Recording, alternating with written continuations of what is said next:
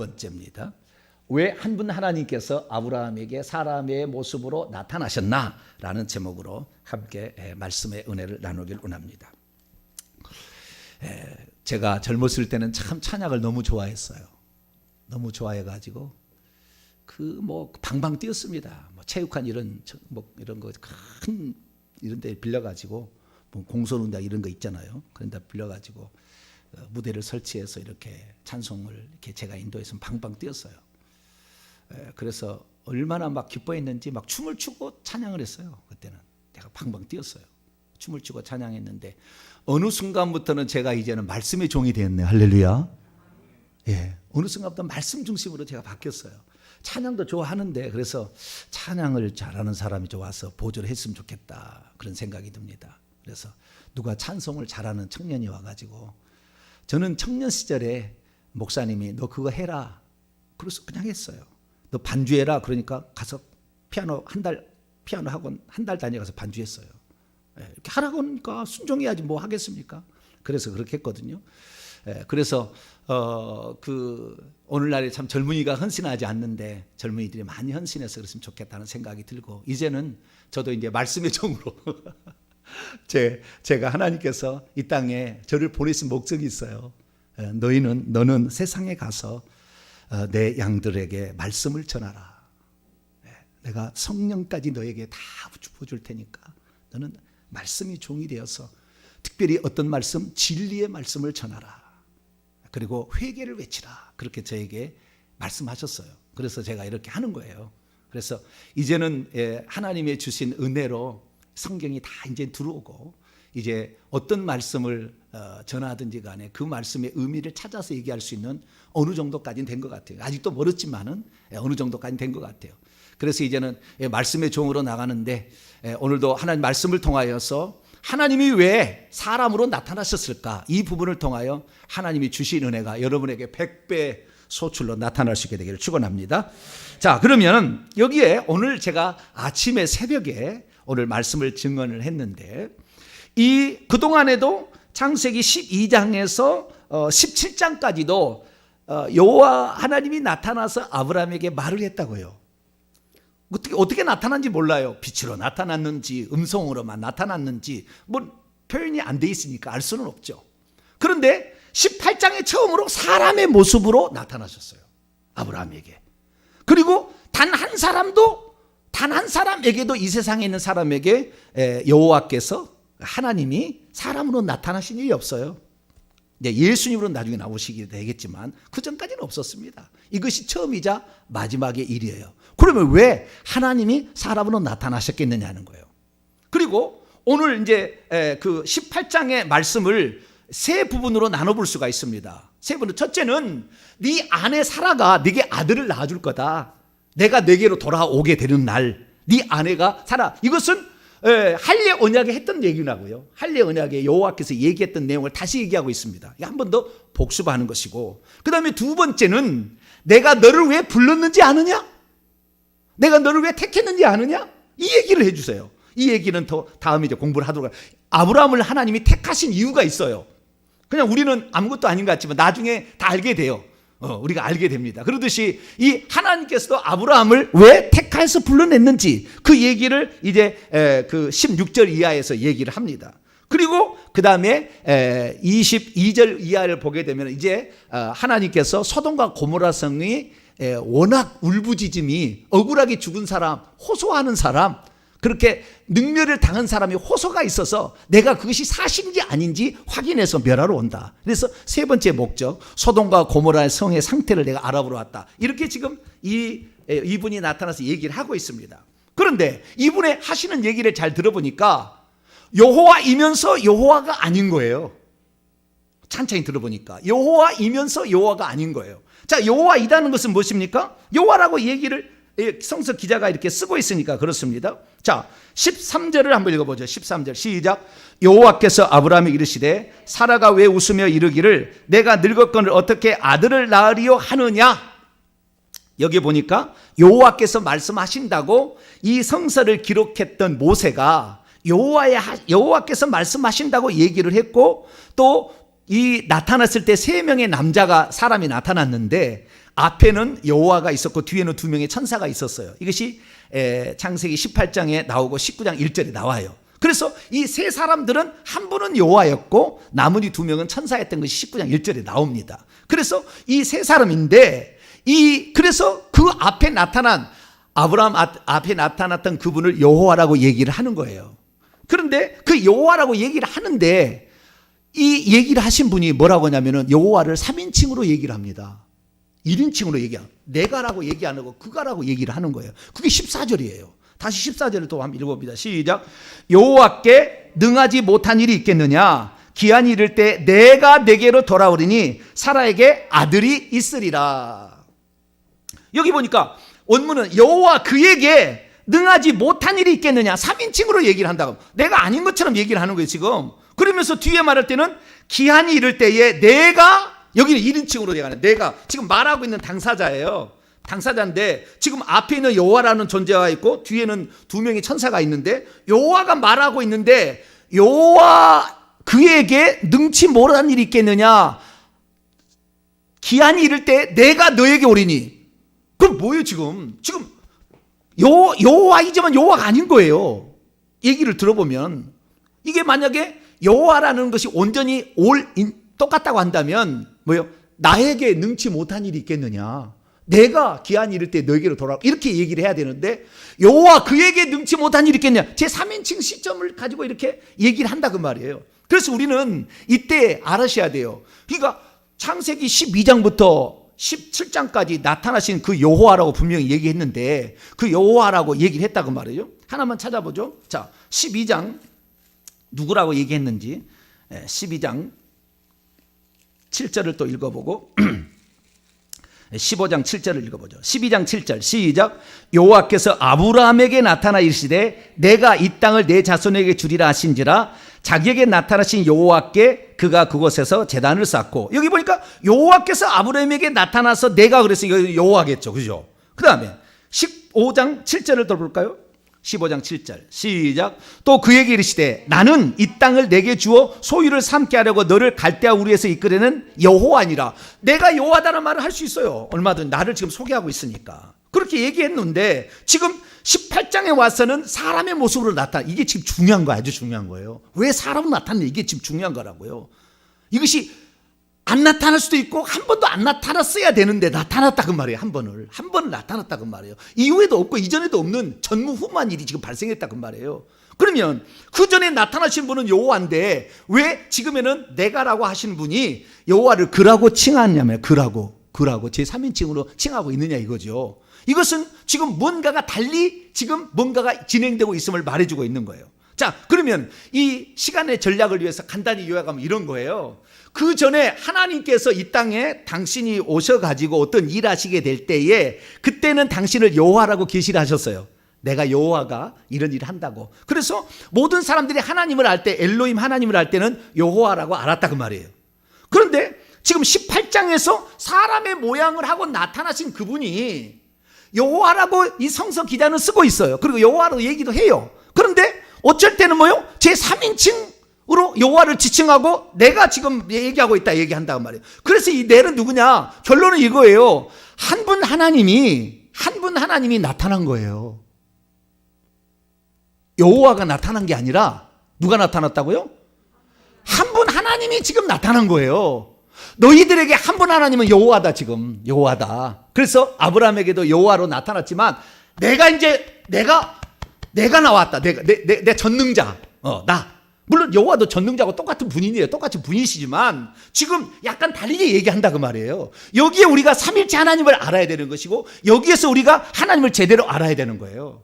무슨 말이냐면 하나님께서 지금 비로소 당신 자신이 어떤 분인지를 알려주기 시작하는데 이렇게까지 얘기합니다. 자, 17절 보세요. 18장 17절 읽습니다. 시작. 여호와께서 이르시되 내가 하려는 것을 아브라함에게 숨기겠느냐. 여기에 또 성서 기자는 여호와라고 얘기하지만 내가 하려는 것을 아브라함에게 숨기겠느냐. 그래서 하나님이 이제는 숨기지 않겠다는 거예요. 왜? 하나님의 비밀을 제대로 지금 알려줬어요. 그래서 이 아브라함으로 하여금 한 분 하나님이 계시는데 한 분 하나님이 구약시대는 여호와로 나타나서 일했지만 직접 한 번은 와야 된다 그러면 직접 한 번은 이 땅에 직접 한 번은 와서 장차 내가 아들로 올 것인데 그 아들은 사람이잖아요. 남자잖아요. 그래서 남자를 한 번 보여주는 거예요. 그러니까 한 분 하나님이 왜 사람으로 나타나셨느냐? 크게 두 가지 측면에서 설명할 수 있어요. 이 두 가지 설명. 첫 번째 측면은 창세기 1장 26, 27절에 하나님께서 사람을 만들 때 우리의 형상을 따라 우리의 모양대로 사람을 만들자. 나머지 천사들과 한 분 하나님이 그렇게 얘기를 합니다. 그때는 아직 여호와라고 얘기 안 했어요. 하나님이 엘로힘이 나머지 천사들하고 얘기를 하는 장면이 나와요. 그래서 우리의 형상을 따라서, 그래서 천사들도 이미 하나님의 형상대로 지음을 받은 거예요. 먼저. 그리고 사람은 이제 짓자 이렇게 얘기를 하는 겁니다. 그래서 사람을 짓자 그래. 하나님의 형상대로 사람을 짓자 그러고 사람을 지었는데 사람의 모습이 요 모양으로 돼 있다고 말이에요. 지금 나처럼 이런 모양으로. 그러면 하나님의 본 모습이 어땠을 거다? 사람과 같았을 거라는 걸 알 수가 있죠. 그렇잖아요. 거꾸로 추정해 보면 그분을 따라서 지었으니까. 그분을 따라서. 그러면 하나님의 형상과 모양은, 하나님은 원래 영이시기 때문에 형상과 모양이 없을 텐데 그분은 장차 만약에 모습을 취한다면 어떻게 취할 거냐? 사람의 모습을 취할 것을 이미 생각하고 있었던 거죠. 자, 고린도후서 4장을 봅니다. 고린도후서 4장.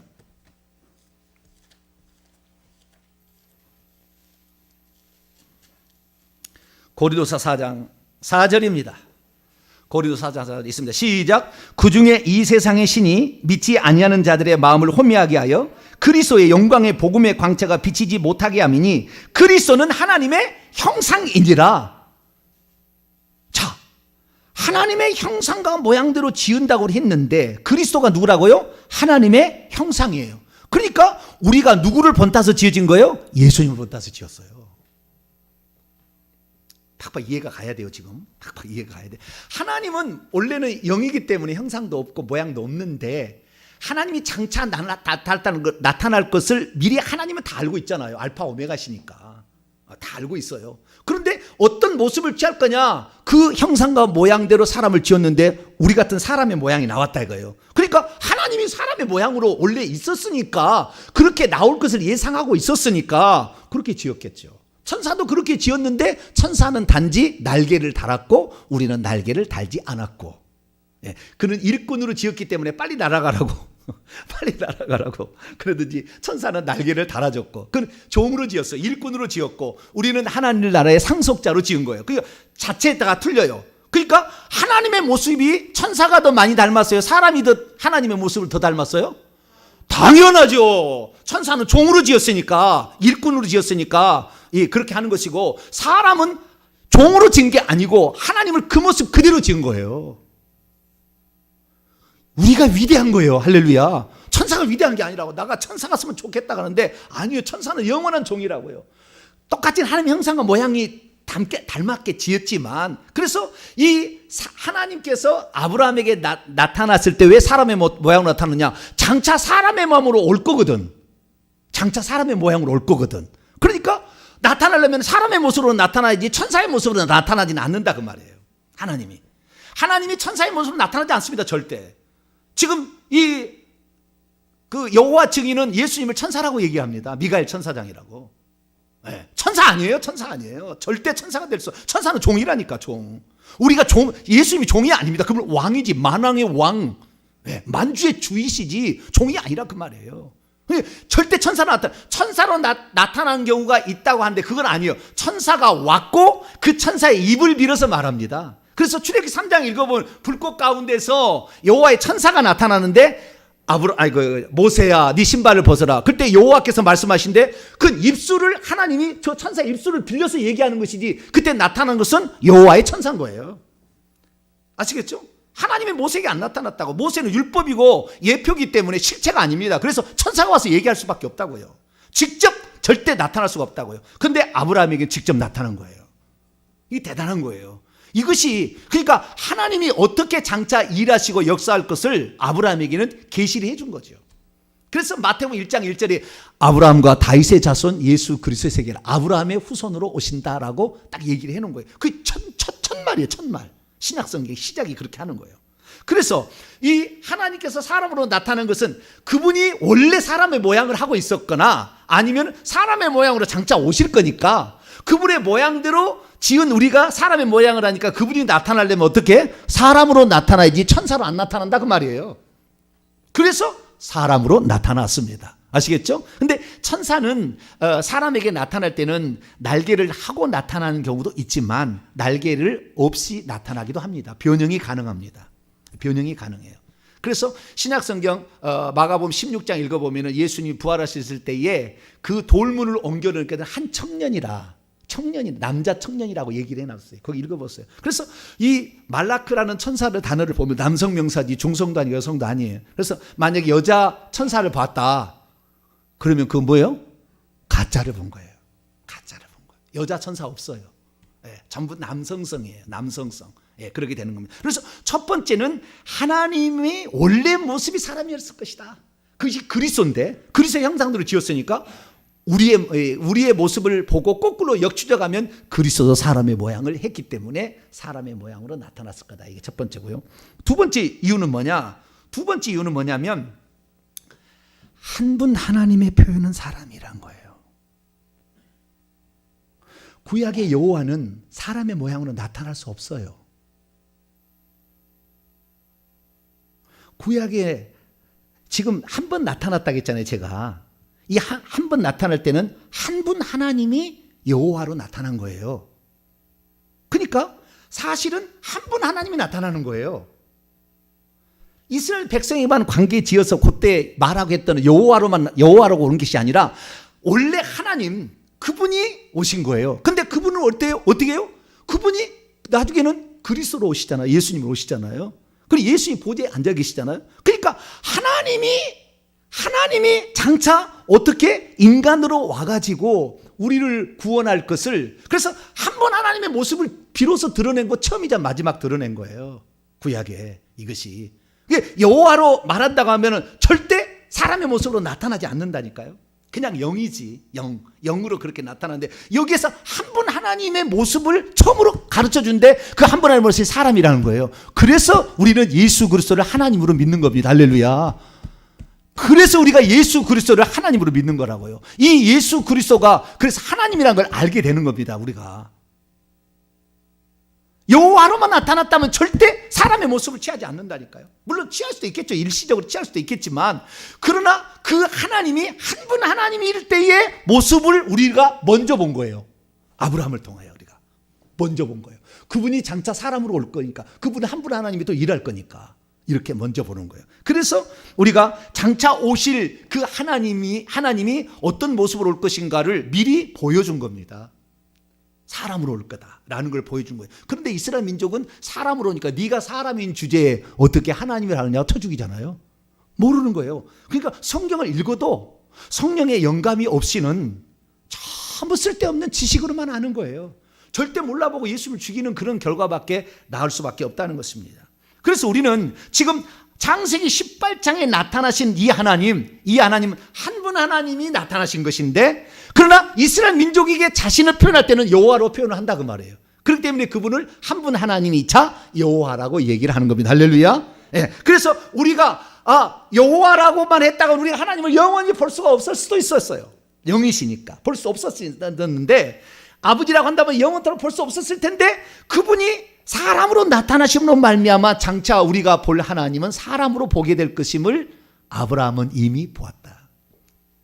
믿음의 조상이니까 그가 구원받을 하나님의 백성의 대표니까 이렇게 미리 알려준 것이다 라고 말할 수가 있습니다. 그래서 우리가 천국에 가잖아요. 천국에 가면은 우리가 여호와 하나님을 볼까요? 못 볼까요? 못 봐요. 지금까지 안 알려줬거든. 한 번도 보이지도 않았어요. 여호와 하나님 보이다. 천국에 가서 하나님을 본다면 누구를 보는 거예요? 예수님을 보는 거예요. 예수님을. 천국에 가면 여호와여라고 말하는 사람이 한 사람도 없어요. 여호와여라고 말하는 사람이 없다니까. 이건 임시적이라. 임시적. 율법과 같이 임시적이라니까. 여호와라고 나타나는 거 임시적이에요. 그래서 굳이 처음부터 이름을 안 가르쳐 준 거예요. 임시적이니까. 하나님의 이름은 여호와라고 출애굽기 3장 14절에 나오지만 그것도 학자들이 추정해서 이제 만들어낸 이름이에요. 하나님의 이름이 뭔지는 신명 사문자로만 있어요. 우리가 이제 창세기 강의 8번째, 9번째 복 보면 나올 거예요. 요드해, 와우해라는 4가지 글자만 있는데 10계명, 2계명에 하나님 이름을 망령되 읽지 말라기 때문에 그걸 읽기는 읽었어요. 과거에 아브라함도 아마 그 얘기를 했을 거예요. 뭐라고 여호와라고 얘기했는지 아는지 알 수가 없어요. 근데 좌우지가 뭐라고 부르기는 불렀는데 그것을 음가가 히브리어에는 AD 800년 900년경에 비로소 모음이란 걸 집어넣어 가지고 음가가 나온 것이지 모음이란 게 없었어요. 자음만 있는 글자예요. 히브리어 글자는. 그러니까 어떤 그 모음을 거기다 붙여가지고 읽었는데 어떤 원리를 아는 사람이 읽었겠죠. 근데 맨날 헷갈리니까 학자들이 마소라 학자라는 사람들이 성서를 연구한 사람이 모여서 800년 900년경에 모음을 집어넣었어요. 거기다가 점을 찍어가지고 그래서 1.1획 또 틀림없다 틀리면 안 된다니까 점 하나짜리에 따라 음가가 틀려지고 내용이 틀려지니까 뜻이 틀려지니까 그런 거예요. 그런데 이 하나님의 이름에 대해서 이 신명 사문자를 가지고 있었는데 이 신명 사문자 하나님 원래 이름이 있었는데 그 이름을 부르지를 않으니까 아무도 그 이름이 모르는 거예요. 그래서 그 이름을 부를 때는 하나님이 혹시 노할까 봐 나의 주님이란 의미로 아도나이 이렇게 불렀어요. 뭐라고요? 여호와라고 안 하고 여호와라 글자는 썼지만 읽을 때는 아도나이께서 말씀하셨다 이렇게 한다. 그 아도나이를 70인역에서는 주님이라고 바꿨어요. 로드로. 그래서 70인역은 여호와를 전부 주님으로 바꿔놨어요. 그래서 주께서 킹제임스 번역은 그래서 주께서 여호와께서는 말이 안 나와요. 주께서 이렇게만 나와요. 킹제임스 번역은 그 70인역의 그 방법을 그대로 따서 하는 거예요. 그래서 이 하나님 이름 잘 몰라. 여호와인지 여호와보다는 아하야흐가 더 가깝다고 제가 설교를 했어요. 예. 여호와라는 그 신명 사문자 그것보다는 아하야흐가 더 아라는 알레프에다가 하야 있다라는 동사. 그래서 나는 알레비다, 나는 알파다, 나는 시작이다 그 말이에요. 예. 그것이 아하야흐 여호와라는 말이 본 히브리어 단어의 뜻입니다. 그래서 하나님께서 나타나실 때 나는 처음이요 마지막이라 알파 오메가다 이렇게 얘기한 것이 그냥이 아니라고요. 내가 알파 이것이 구약의 여호와께서 했다고 한다면 예수님 와서 오메가로 끝내는 거예요. 완성을 하는 거예요. 그래서 예수님께서는 알파 오메가다 이렇게 얘기를 하는 거예요. 그래서 결국에 이 여호와인지 아하야흐인지 몰라. 이름을 잘 몰라. 그런데 이분이 하나님이 이름을 우리는 알기는 알아야 되는데 그런데 놀라운 사실은 신약 성경에 들어와서는 단 한 번도 여호와란 말이 안 나온다는 거예요. 나올 법하잖아요. 그 여호와라는 이름을 말이죠. 지금도 그 여호와 증인이라는 데가 있지 않습니까? 이단. 예, 여호와 증인이 있는데요. 이 여호와 증인은 이 하나님이라는 그 여호와라는 그 글자를 신약 성경에 인용할 때 전부 주님으로 바꿨다고 했죠. 70인역에. 그러니까 히브리어를 헬라어로 번역한 70인역인데 여호와를 주라고 바꿨어요. 아도나이로 주라고 바꿨어요. 그래서 그 주님이라고 해서 신약 성경의 전부 인용은 여호와가 누구든지 주의 이름을 부르면 구원을 얻으리라. 이거 요엘서 2장에 보면 누구든지 여호와의 이름을 부르면 구원을 얻으리라요. 마태복음 21장에 주의 이름으로 오시는 이여 호산나며 종려나무 흔드는데 시편 118편 읽어보면은 여호와의 이름으로 오시는 이라고 되어 있다고요. 그러니까 신약성경 전부 주라고 다 바꿔놨어요. 그러니까 여호와 증인은 뭐예요? 여호와만 하나님이고 예수님은 피조물이고 예수님은 천사이기 때문에 신약성경이 주라고 하는 것을 전부 여호와로 바꿔야 된다고 해서 자기들이 번역이 신세계역이라는 성경책을 번역을 해놨는데 거기 보면은 구약의 여호와를 신약의 주로 바꾼 70인역에 따라서 거꾸로 다시 해가지고 여호와로 바꿔놨다고요. 그것이 수백 개가 있어요. 수백 개가. 내가 몇 개인지 지금 어디에 적어놨는데 몇 개를 그렇게 여호와라고 바꿔놨다고요. 신약성경에. 주를 뭐래요? 여호와라고 바뀌었다고 그런다. 누구든지 주의 이름을 부르는 자는 구원을 하되 여호와 이름을 부르는 자를 구원을 하고 자기 성경을 이렇게 바꿔놨다니까. 단 한 개 성경이 그러는 거예요. 모든 신약 성경 가운데 단 한 개만 그 2단에서 쓰는 그것을 그렇게 바꿔놓은 거예요. 그런데 하나님께서 이 여호와 이름이 그렇게 중요했으면은 여호와 이름을 신약 성경에 쓰게 하겠어요? 안 하겠어요? 예수님이 한 번이라도 여호와라 이름을 불렀을까요? 안 불렀을까요? 중요했다면은 불렀어야 되잖아요. 안 불러요, 근데. 아버지라고만 하지. 한 번도 얘기 안 해요. 신약성에 단 한 번도 여호와라는 얘기를 안 해요. 천국에 올라가 보세요. 여호와란 말 안 합니다. 하나님을 부를 때 예수님이라고 불러요. 천국에 가면. 왜요? 한 분 하나님은 사람이었다. 오늘 본문의 얘기잖아요. 한 분 하나님은 사람의 모양을 갖추고 있었다. 그분이 누구예요? 예수님이잖아요. 그런데 오늘날의 수많은 사람들은 하나님 아버지는 여호와고 예수님은 아들이라. 그래서 아들은 오른편에 그냥 옆에서 이렇게 서 있는 사람이고 그 중앙에 아버지가 앉아가지고 아버지가 다스리고 예수님은 대리 청점하는 식으로 그 생각하잖아요. 그거 아니라고요. 그게 아니라고. 자, 마태복음 28장을 열어봅니다. 이제 처음 이 설교를 듣는 사람은 아마 멘붕이 올 거예요. 우리 성도들은 자꾸 들어봐가지고 아 그렇구나, 이게 확실히 맞구나, 그렇게 이해가 되어지고 다 하지만은 처음 이 설교를 듣는 사람은 멘붕에 빠집니다. 멘붕에.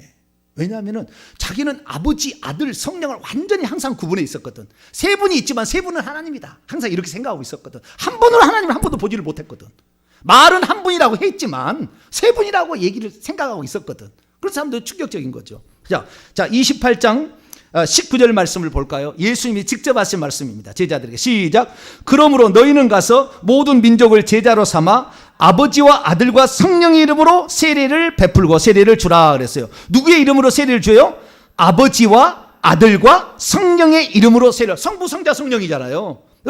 우리는 이것을 이제 세례 줄 때는 성부와, 저는 통합치기 그래야 합니다. 세례를 때는 성부와 성자와 성령의 이름으로 세례를 주노라. 그때 사람에 따라 틀립니다. 성부와 물 한 번, 성자와 물 한 번, 성령의 이름으로 세례를 주라. 세 번 물을 이렇게 관수법을 쓰니까 우리는 침례 안 하고 장로교니까 이렇게 하기도 합니다. 어떤 사람은 성부와 성자와 성령의 이름으로 세례를 주노라 이렇게 하기도 해요. 어떤 게 맞을 것 같아요? 여러분이 목사하시면은 이제 알아서 하시면 돼요. 그때는. 그게 궁금하시면 여러분이 목사가 되시면 돼요. 신학을 공부하셔가지고 딱 해서 목사를 해서 나는 이 방법을 쓸 거다. 성부와 성자 뭐 그건 뭐 어디에서 뭐 정해진 법칙이 없어요. 그래서 사람마다 다르더라고요. 사람마다 한 번씩 하나님을 세 분으로 생각하는 사람은 이렇게 할 수도 모르겠어요. 자, 어디간 하나님을 한 분으로 생각하면 한 번으로 이렇게 하겠지만, 자, 어디간 대부분 다. 근데 제가 보면은 성부와 성자와 물을 성령의 이름으로 세례를 주노라 이렇게 얘기하거든요. 그러면 이 성부와 성자와 성령의 이름이라고 돼 있는데 이 이름이 우리 구약의 성부의 이름은 누구죠? 아버지의 이름은 여호와라고 우리가 생각하고 있고 아들의 이름은 예수라고 생각하고 있고 성령의 이름은 없어요. 보혜사는 뜻이지 돕는 자라는 뜻이지 이름이 아니에요. 성령은 그 이름이 없습니다. 그런데 이 성부와 성자와 성령의 이름으로 세례를 주라고 그랬는데 우리는 지금 그렇게 주거든요. 우리는 이 예수님의 명령에 따라서. 그러면 이 명령을 받고 제자들이 가서 세례를 주었을 때는 성부와 성자와 성령의 이름, 아버지와 아들과 성령의 이름으로 세례를 줬느냐? 단 한 번도 준 일이 없어요. 단 한 번도 준 일이 없다고. 사도행전 읽어보면 단 한 번도, 고린도전서 읽어보면 단 한 번도 성부와 성자와 성령의 이름으로 세례를 준 일이 없어요. 누구의 이름으로 세례를 주냐면 예수의 이름으로 세례를 줍니다. 베드로가 두 번 사도행전 2장과 8장에 예루살렘 교회와 고넬료 이방인에게 세례 줄 때 예수 그리스도의 이름으로 세례를 줍니다. 그 다음에 빌립 집사가 사도행전 8장에 사마리아 세례를 주는데 주 예수의 이름으로 세례를 주고 사도행전 19장에 사도 바울이 세례를 주는데 주 예수의 이름으로 세례를 줘요. 그래서 예수의 이름으로 세례를 줍니다. 그러니까 성부와 성자와 성령의 이름은 무엇이다? 머리가 안 돌아가시는가 지금?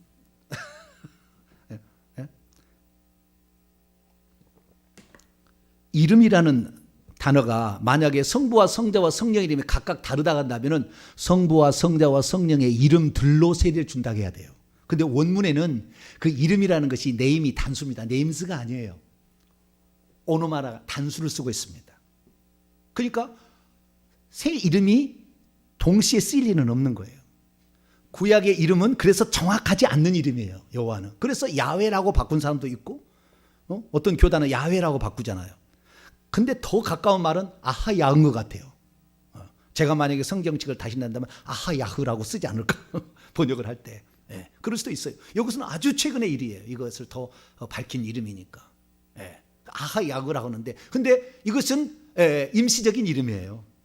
하나님의 이름은 그래서 장차 천사가 와서 예수라고 이름을 알려줬고 그 예수라는 말을 히브리어로는 예슈아라고 합니다. 예슈아. 뭐라고요? 예슈아라고 하면 예수라고 안 해요. 영어는 지저스라고 하는데 다 발음이 각기 다 뭐 야소라고 하죠. 뭐 한자는 다 다른데 정확한 이름은 예슈아는 히브리어식 이름이에요. 예슈아. 그 예슈아를 요수아라고도 합니다. 뭐라고요?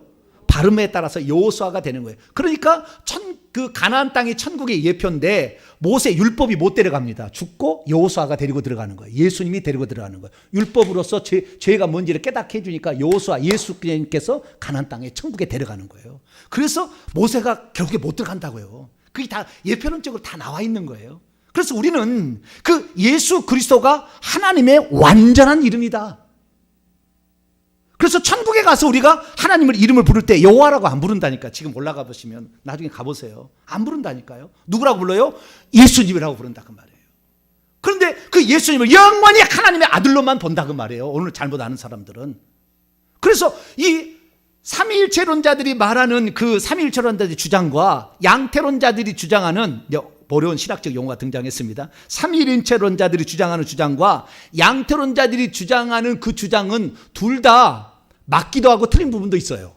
제가 얘기하는 것은 100% 성경대로만 얘기하고 있고요. 지금 100% 성경대로만 얘기하고 있는데 삼위일체론자들은 어떻게 틀리게 얘기를 해버리냐면은 거의 다 맞는데 삼위일체 맞는데 어떤 분이 틀려버리냐면은 아버지가 있는 아들을 보냈다고 얘기를 해버립니다. 아버지와 아들과 성령이 있었는데 아들아 인류를 위해서 네가 내려가서 회의를 했다는 거잖아요. 그래서 창세기 1장 26, 27절에 우리가 우리의 모양 될 때에 성부, 성자, 성령이 회의했다고 하잖아요. 그거 아니에요. 하나님과 천사라고 다 나와 있어요. 다른 성경과 신학자들과 유대인들이 다 그렇게 해석을 해놨어요. 그런데 그 한 분 하나님이 그렇게 하는데 우리가 많은 사람들이 생각할 때 삼위일체론이 다 맞는 것처럼 생각하는데 삼위일체론의 가장 큰 허점이나 잘못된 점은 뭐냐면은 아들하고 상의를 해가지고 아들이 내려가라 해서 아들이 왔다고 하는 거예요. 아들이 온 게 아니라고요. 하나님이 아들의 이름으로 온 거지. 아들의 모양으로 온 거지. 양태론이 틀린 건 뭐냐면 양태론인 것은 모양을 바꾼다는 거. 하나님이 구약에는 여호와로 있다가 그 다음에 여호와가 예수님으로 됐고 오순절 마가다락방 이후에는 성령이 됐다고 하는 거예요. 그래서 이 과정을 거쳐가지고 이제 하나님은 누구다? 성령이다 라고 얘기하는 거예요. 이것이 양태론입니다. 그 양태론이 틀린 이유는 뭐냐면 양태론은 동시 존재하는 하나님을 설명하지 않아요. 과정을 거쳐서 막 계속 가고 있지. 그러니까 예수님이 세례 받을 때 하늘에서 이는 내 사랑하는 아들이라는 음성도 들리고 예수님은 세례를 받고 있고 성령은 비둘기같이 내려오잖아요. 동시 존재가 가능한 거예요 하나님은. 근데 양태론은 동시 존재를 설명하지 못해. 그래서 양태론은 그래서 이단이라 하는 거예요. 삼위일체도 위험한 내용을 포함하고 있다고 하는 거예요.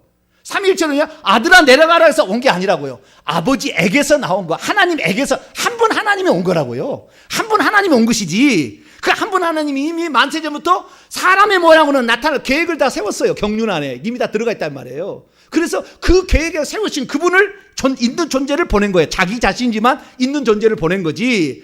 아들이 따로 있어가지고 아들하고 회의해가지고 아버지가 가랴 아들이 가라 이렇게 회개한 적이 없단 말이에요. 성경에 성부와 성자가 단 한 번도 둘이 이쪽에서 대화를 둘이 한 적이 한 번도 없어요. 한쪽만 항상 얘기하지. 성경 다 읽어보세요. 둘이 대화한 적이 없어요. 둘이 대화한 적이 없다니까요. 한쪽만 얘기를 하는 거지 항상. 한 분 하나님이니까. 그럼 성경 다 읽어보시라고요. 제가 말이 틀린지 안 맞는지 다 찾아보시라고. 그러니까 우리가 하나님을 안다고 하지만 하나님을 얼마나 제대로 알고 있는지 모르는 거예요. 그러니까 이단에 빠지는 거예요. 여러 신이 있는 거예요. 아버지 신, 아들 신, 어머니 신이 있는 거죠. 다신론이 있는 거예요. 그러니까 알라도 신이다고 우리가 이름만 다를 뿐이지 알라가 여호와하고 똑같다. 그래가지고 알라 신하고 여호와하고 똑같으니까 우리가 이슬람하고 기독교하고 합치자 이렇게 주장하는 목사도 꽉 찼습니다. 미국에 가면은. 그 초승달신, 달신을 갖다가 하나님 천지 창조를 하신 하나님의 이름하고 똑같이 섞어버린다니까. 왜? 아버지 신도 있고 아들 신도 있으니까 알라 신도 똑같겠지 이렇게 얘기를 하는 거예요. 그러니까 다신론이 되는 것이 이것이 이단이 나오는 거라고요. 우리는 한 분 하나님만 믿어야 돼. 할렐루야. 그 한 분 하나님이 구약에 나타났는데 사람의 모습으로 온 거예요. 그분이 실제적으로 장차 아들의 모습으로 올 거니까. 그래서 하나님께서 나중에 진짜 아들로 오신 분이 예수님이에요. 할렐루야. 그 예수님이 그래서 아들로 오셨는데 여러분 이거 아셔야 돼요. 나중에 부활체까지 공부하는데 여기까지 하고 마칩시다. 예수 그리스도께서 이 땅에 오셔서 육신을 입으셨잖아요. 마리아의 태를 빌려가지고 또 육신을 취하셨잖아요. 이게 100% 인간의 100% 신입니다. 그분이. 그런데 그분이 죽고 부활하실 때는 그 몸을 그대로 갖고 갔어요. 우리는 죽으면 이 몸을 갖고 가요? 어떤 사람은 지금까지도 이 부활을 잘못하는 사람은 이 몸이 다시 변화될 거래요. 갖고 갈 거래요. 그래가지고 무덤을 잘 써야 된다는 거예요. 거기다가 잘 보관해야 된다는 거예요. 화장하면 절대 안 된대. 찾기가 너무 힘들대. 그 먼지가 되어 있는 걸 어떻게 찾냐 그 말이에요. 강물에다 뿌렸으면은 아마 낙동강에서 한강까지 다 뒤져도 못 나올 수도 있잖아요. 네? 물을 뿌려버렸으니까. 네. 그러니까 절대 화장하지 말고 반드시 매장해야 된다. 네. 그렇게 생각하는 거예요. 왜? 육체가 부활할 거라고 생각하니까. 그래서 이스라엘 민족은 지금도 그 부활 사상을 몰라요. 그래서 예루살렘 성전이 있는 성전은 벽이에요. 벽. 계곡하고 벽에다가 지었다고요. 벽에다가 한쪽에다가 동쪽 끝에 벽에다 지었어요. 그래서 그 벽 다음이 기드론 골짜기의 시내예요. 그리고 기드론 그 골짜기에서 올라가는 이 산을 감람산이라고 그럽니다. 무슨 산? 감람산. 그 감람산에요. 이스라엘 민족이 지금까지 죽은 유명한 사람들 또는 돈 많은 사람의 부자의 무덤이 꽉 있어요. 장차 메시아가 그 성전에 있는 그 동쪽에 있는 문으로 오신다고 그들은 믿기 때문에 그 메시아가 오면은 그 무덤 속에 있다가 빨리 일어나가지고 그 메시아를 맞이하려고 그 무덤에 돈을 엄청 많이 주고 그 무덤에 묻히는 거예요. 얼마나 우스운 짓입니까? 모르니까. 근데 아셔야 될 것은 예수 그리스도께서 그 몸을 가져가셨기 때문에 우리가 천국에서 그 몸을 가지신 예수님을 보는 거예요. 만약에 예수님이 그 몸을 안 가지고 하셨다 그러면은 우리도 영영 못 볼 수도 있어요. 못 볼 수 있으나 우리를 위해서 주님께서는 부활체를 입으실 때 그 몸을 그대로 변화시켜서 갖고 왔어요. 우리는 이 몸을 변화시키지 않습니다. 이것은 흙에 왔기 때문에 흙으로 끝나는 것이고 영이 부활의 몸으로 바뀝니다. 영이. 그래서 영이 바뀌는데 그래서 혹시 내가 손가락 하나 잘라졌어도 부활체는 손가락이 온전합니다. 그러니까 내가 다리 하나 잘렸다고 너무 심각하지 말고 내가 위장이 아파서 위장에 암이 걸렸는데 천국 가면 암병으로 그대로 있나 그럴 리가 없어요. 가장 좋은 것을 우리는 하나님이 주시는데 그래서 예수 그리스도께서 천국에 그 몸을 그대로 가져가셨기 때문에 우리가 천국에서 주님을 볼 때는 누구를 본다? 예수님을 본다. 그래서 그 한 분 하나님이 구약시대에 당신을 표현하신 것이 창세기 18장의 유일한 한 번이었다. 이것은 장차 아들로 오실 그분을 설명하기 위한 것이고 충분히 우리가 이해를 하기 위해서 오리엔테이션을 미리 해준 거다. 그리고 하나님께서는 진짜 아들로 오셨고 그 몸을 가지고 그대로 가셨기 때문에 우리가 천국에서 하나님을 볼 때는 예수님을 보는 것이고 여호와의 이름이라는 것은 아직도 명확하지 않는 이름이에요. 물론 정확한 이름인데 부를 때는 그렇게 못 부르는 거예요. 그러나 예수란 이름은 정확하게 하나님 이름이기 때문에 우리가 천국에 가면 예수를 부르는 거예요. 그래서 우리가 오늘 예수 그리스도를 우리가 주님이라고 믿는 거예요. 신약 성경에 들어오면 나중에 또 제가 언제 또 얘기하겠습니다만은 예수님을 주님이라고 불러요. 구약에는 여호와를 주님이라고 부르지만 신약 성경에 구약을 인용한 걸 제외하고는 전부 주님은 예수님을 의미합니다. 나중에 내가 이거 설교를 또 한 번 할 거예요. 엄청난 비밀인데 얘를 설교를 할 거예요. 우리 주님은 이제 예수 그리스도다. 그래서 천하 인간의 구원을 받을 만한 다른 이름을 주신 일이 없어요. 예수 그리스도. 할렐루야. 그래서 여호와를 지금도 이스라엘 민족이 부르고 있지만 지옥 간다니까요. 지옥 가는 거예요. 왜? 예수님을 하나님으로 시인하는 두 번째 신으로 시인하는 저건 다신론자니까 이단인 거예요. 유대인들은 생각할 때. 왜? 하나님이 누군지를 모르니까. 하나님이 누군지를 모르니까. 아브라함에 나타나셨던 그분이 한 분 하나님이라는 걸 모르니까. 지금은 유대인들도 하나님을 여호와라고 믿지만 여호와라고 믿어도 지옥에 떨어진다. 대부분 지옥에 떨어진다. 저와 여러분은 복받은 줄 아셔야 돼요. 할렐루야. 대한민국에 태어나고 지금 이 설교를 듣는 이 사실 자체가 이걸 그냥 1억만큼 헌금을 줘도 아깝지 않는 엄청난 지금 우리가 그 사실을 알게 된 거예요. 그 하나님이 전능자가 예수님이었고 예수님이 성령으로 우리 안에 들어왔으니 전능자가 지금 우리 안에 들어와 있는 거예요. 할렐루야. 그래서 이 요한계시록에 하나님이 당신을 딱 표현할 때 뭐라고 하냐면 전능자라고 딱 얘기를 하는 거예요. 자, 요것까지 읽고 마칩시다. 요한계시록 1장.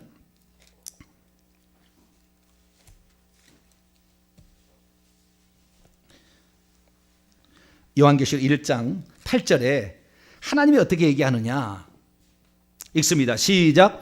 주 하나님이 이르시되 나는 알파와 오메가라 이제도 있고 전에도 있었고 장차 올 자요 전능한 자라 하시나. 하나님을 딱 한 분 하나님을 딱 소개하는 거예요.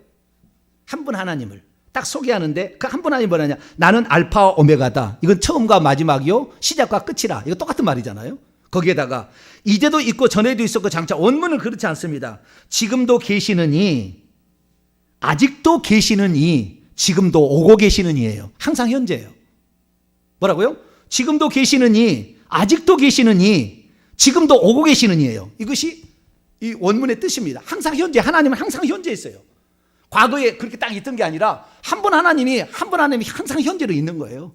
예. 구약 시대는 여호와로 계시한 것이고 신약 시대는 예수님으로 계시하신 것이고 지금은 예수님으로 천국에 계시고 예. 이렇게 해서 있기 때문에 그래서 이분을 그냥 전능자라고 딱 표현하는 거예요. 나는 이 전능자라는 말이 엄청 내겐 충격이었어요. 아, 내가 모시고 있는 분이 전능자구나. 그래서 아브라함이 전능자라는 걸 모를 때는 하나님이 당신을 계시 안 해요. 저주에서 안 풀어줘요. 전능자라는 말 창세기 17장 1절에 비로소 가르쳐준 다음에 하나님 비밀들을 알려줍니다.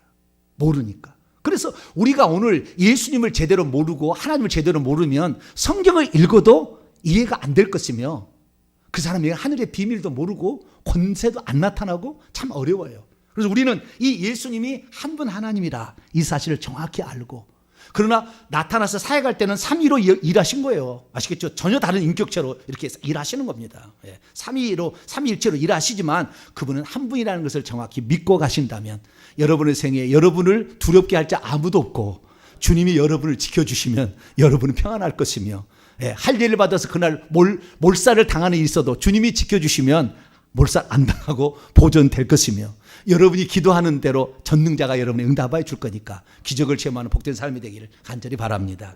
거룩하신 하나님 감사합니다. 오늘 우리가 정말 주님이 누군가 다시 한번 듣습니다. 왜 그분이 사람으로 한 분 하나님이 나타났을까? 그걸 통하여 우리를 위해서 죽으시기 위해 아들로 오실 그 모양을 미리 아브라함에게 믿음의 조상에게 일러주셨습니다. 우리도 우리 자신을 위해서 하나님 사람 되어 오심을 잊지 않고 그분만을 사랑하며 존경하며 따르고 그분만 전한 저희들 되게 해 주옵소서. 우리 주 예수 그리스도의 이름으로 기도하옵나이다. 아멘.